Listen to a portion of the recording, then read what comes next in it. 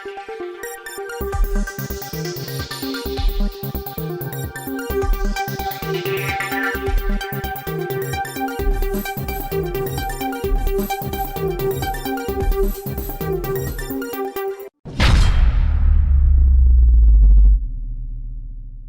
उत्तर के विधायक वासु देवनानी ने दावा किया कि अजमेर जिले में तो कांग्रेस का स्कोर 0 रहेगा। उन्होंने कहा कि सरकार महिलाओं को मोबाइल देने से पहले सुरक्षा दे तो ज़्यादा अच्छा होना। शनिवार को पत्रकारों से बातचीत में उन्होंने कहा कि जो पंजीयन ऑनलाइन हो सकता है उसके लिए जनता को कैंपों में बुलाया जा रहा है। उन्होंने दावा किया है कि शुक्रवार को विजयलक्ष्मी पार्क में आयोजित सभा में नगर निगम के सफाई कर्मचारियों व अन्य कर्मचारियों को लाया गया। देवनानी ने कहा कि अजमेर में लोगों को 72 से 96 घंटे पानी मिल रहा है। प्रदेश में पेट्रोल डीजल पर रेट सबसे ज़्यादा है। पंचायतों का 7,000 करोड़ सरकार बकाया है। उन्होंने कहा कि एक तरफ तो मुख्यमंत्री सभा को 100 यूनिट बिजली फ्री देने की बात करते हैं, दूसरी तरफ 45 पैसे प्रति यूनिट फ्यूल सरचार्ज बढ़ा दिए गए हैं। उन्होंने कहा कि कांग्रेस के 2 विधायक ने मुख्यमंत्री की अजमेर यात्रा से दूरी बना रखी थी। कल मुख्यमंत्री का अजमेर दौरा पूरी तरह विफल रहा।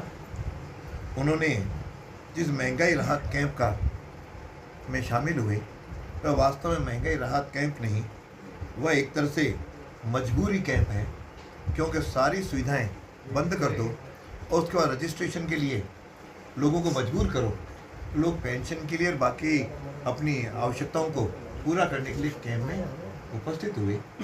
वह भीड़ को देख कर के कह रहे थे कि अजमेर नया इतिहास रचने जा रहा है, कि कल भीड़ वास्तव में जनता की नहीं थी, वह लाई गई जिसमें नगर निगम के कर्मचारियों से लेकर के बाकी कई लोगों को लाया गया था, और वह भी समय के रहते हुए जाने लगे।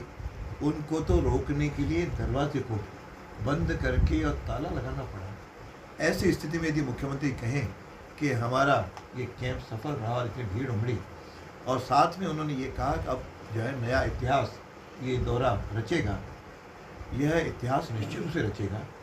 अभी कांग्रेस के अजमेर ज़िले में 2 विधायक हैं।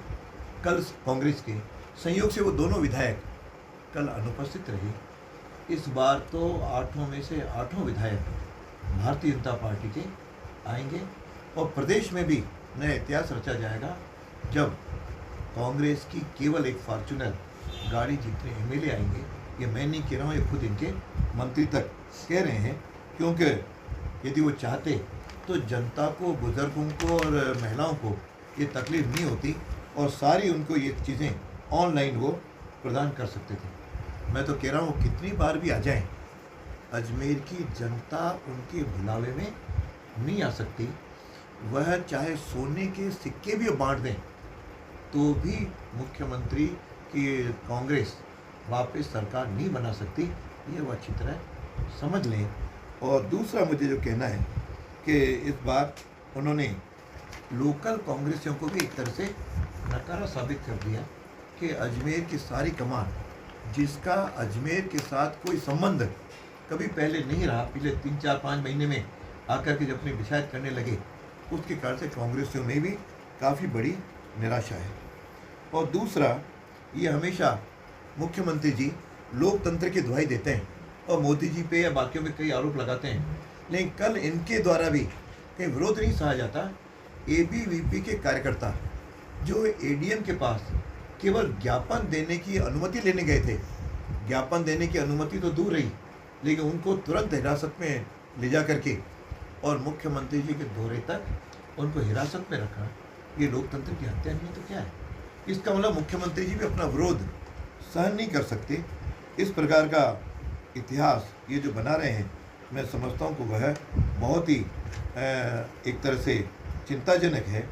और तीसरी जो मुझे बात कहनी है वह ये कहनी है कि अब अजमेर की समस्याओं के बारे में बिल्कुल चुप्पी साध है। आज अजमेर की पानी की समस्या निरंतर बढ़ती जा रही है। गर्मी का मौसम शुरू हो गया, मैंने नीचे जेएन से लेकर के और अपने पीएचडी मंत्री तक गुहार लगा चुके, अशोक गहलोत को चिट्ठी लिख चुके, लेकिन अजमेर की पानी की समस्या हल करने के लिए उन्होंने पिछले 4.5 साल में तो एक भी कदम नहीं उठाया। और आज भी जब अजमेर आए तब इस समस्या पर वे कुछ नहीं बोले। इस प्रकार की चुप्पी सा लेना यह बहुत ही, मैं समझता हूँ, अजमेर वालों के साथ अन्याय होगा।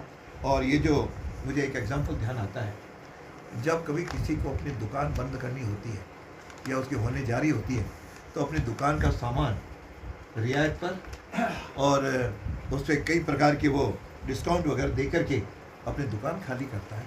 मुझे लगता है अशोक गहलोत भी, चूँकि अब उनकी दुकान बंद होने जा रही है, उस समय इस प्रकार की घोषणाएं करके और अपने केवल रेवड़ियाँ या बांट रहे हैं और लोगों को भ्रम फैला रहे हैं। तीसरी बात जो मुझे कहनी है कि अशोक गहलोत ज़रा अपने शासन को व्यवस्थित करे।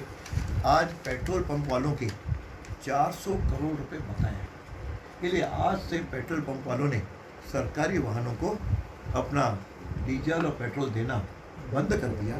इससे ज़्यादा किसी राजस्थान की शर्मनाक बात हो नहीं सकती। और दूसरा, ग्रामीण विकास पे कुंडली मार के बैठे हैं। आज सरपंच काफ़ी दिनों से हड़ताल पर हैं, जिसमें 7,000 करोड़ रुपए ये राज्य सरकार उनके दबा बैठी है।